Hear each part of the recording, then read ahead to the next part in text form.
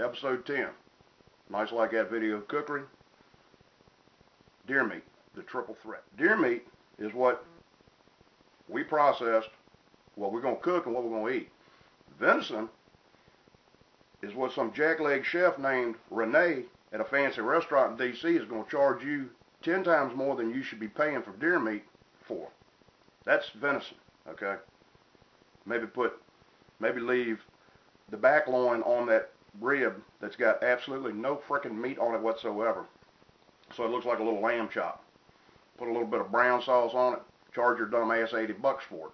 That's the difference between deer meat and venison. You got to clean deer meat up. People always say, RB, I don't know how you fix your deer meat. It doesn't taste gamey.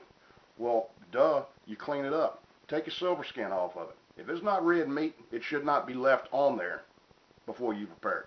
If there's anything white, there's very little fat on the deer, people. Very, very little fat. Now, you do have a lot of tendon. You've got some even pieces of large artery. I know it sounds gross, run alongside that bone. Now, this has been deboned.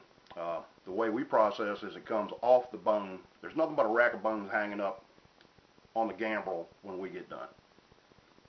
You trim all your meat off the bone, down the leg bone, down the side. I'm not going to get real graphic because I know some of you turds are squeamish and don't want to hear about it. You don't mind eating chicken, but you don't want to think about the slaughterhouse. I don't blame you. I don't either. Getting back to the point at hand.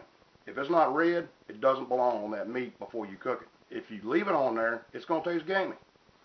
Silver skin, I'll give you a good example. Silver skin, if you buy ribs at say you go buy a rack of pork ribs, not necessarily baby backs, but like a big ribs. Flip them over, look at the bottom side, the underside where the curve is. They've got a real whitish silver skin. It's called silver skin.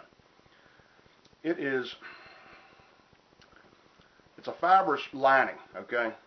That's actually lining the inside cavity of that animal. Well, it runs up inside the ribs. It's also on that inside piece of that back loin. Well, you got to take that off. If you don't, it's going to taste gamey. It's going to taste gamey. We take this hind quarter. You look at it and go, boy, that's a beautifully marbled piece of meat. No, it's not. It's freaking tendon and all kinds of crap you don't want in there. You got to go in there and meticulously take a sharp knife, cut it all out. Now, with jerky, not so much. It's going to dry up. Yeah, it's going to taste gamey. You might want to taste a little gamey, but like on your back loins, no. I want that tasting as much like clean meat as possible. I don't want it tasting like deer ass because that's what it's going to taste like if you leave it on there. You've got to clean it up. We've got deer back loin, back strap, whatever you want to call it, right here. It's been marinating a couple days in pure, straight Catalina dressing, good quality Catalina dressing, salad dressing. Nothing else. Not going to add anything else to it. We're going to put them in the oven, real low oven, 300 degrees, and bake them. It's going to put a nice glaze on it. And then what we'll do is cut it on the bias. For those of you in Fredericksburg, the bias would be on an angle. Okay. This morning, first thing up. I've got the two tenderloins out of that deer, and these are nice ones. I mean, they are going to be tenderloins. We're going to take those tenderloins. They're going in here. This is a mixture of a good quality, medium hot, spicy breader.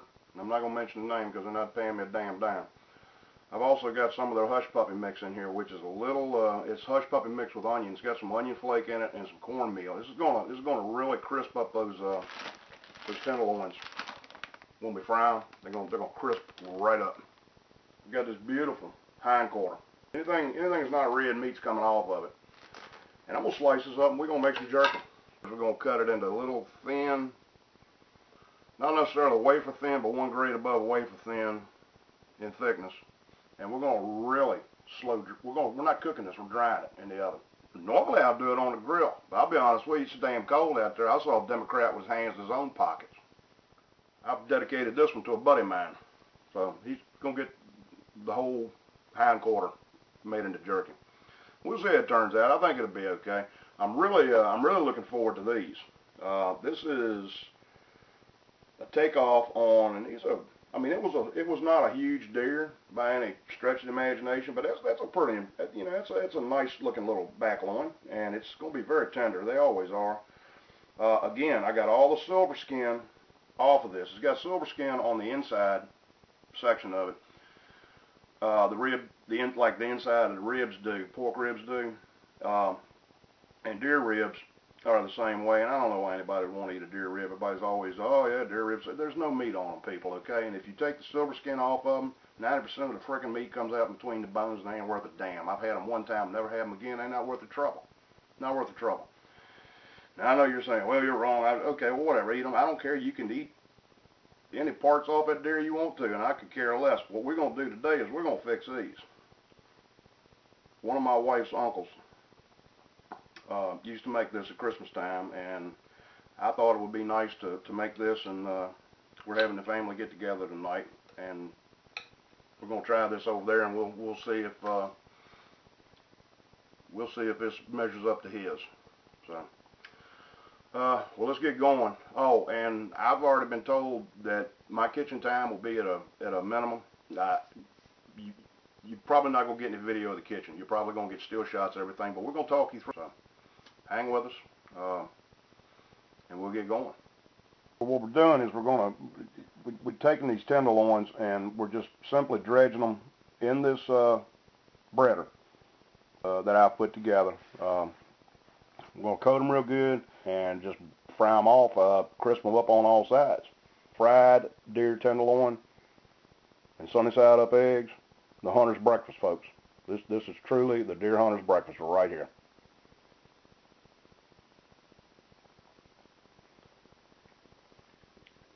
The Catalina backloin, as I have now dubbed this, turned out extremely well.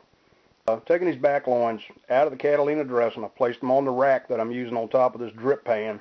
I got these backloins laid on top of the rack. Got the oven set at a very modest 275. Going to let them go for as long as I need to. I'm not exactly sure how long it's going to take. I'm thinking probably in about an hour or so, hour and 15 minutes tops, should be ready. Yeah, just a little bit over an hour, and here you go. I mean, this is just as moist. It's cutting really nice, and again, cut it on the bias. For you folks in Ashland, that means on an angle. It gives you a longer piece of meat. The marinade and the glaze has sealed in all the juices. Let this stand for about 10 minutes before you cut it. You can see on the cutting board it was just full of juice. It still is. Now, this is served well, hot or cold. I'm actually going to refrigerate these after they cool down, and we're going to serve them as a little appetizer on some crackers tonight at the party. So it turned out well. All right, I'm cutting up this meat, the jerky meat, and as you can see, I've got old hickory out, my carving knife, and I'm carving away. Cutting this stuff thin. Like I said, not wafer thin, maybe an 1/8 of an inch, 1/16 of an inch. It's going to draw up as it dries. I almost said cook. We're not cooking it, we're drying it. I've got this oven set back to 200 degrees. Pop these in. We're going to let them go as long as I need to. I want them to dry. I'm not sure exactly how long it's going to take. I'm not going to cut the temperature up because I'm not going to force it. If you want really good, eatable jerky, don't force it. Keep your temperature low and let it go slow. That's why all you knuckleheads with dehydrators think your jerky is the best in the world, because it slowly sucks the moisture out of it. All I'm doing is I'm wicking it out through the heat in the stove. It's wicking the moisture out of it. It's not. We're not trying to cook these. We're just going to dry them. And I've got, as promised, it's got RB's special jerk seasoning on it, and they should turn out to be quite well. So we'll find out about those here shortly. As you can see, this jerky turned out extremely well. We've done deer meat triple threat. First thing this morning, fried tenderloin and eggs, the hunter's breakfast. Nothing better. Backloin, Catalina backloin. Turned out perfect. Jerky. I'm getting ready to try that now.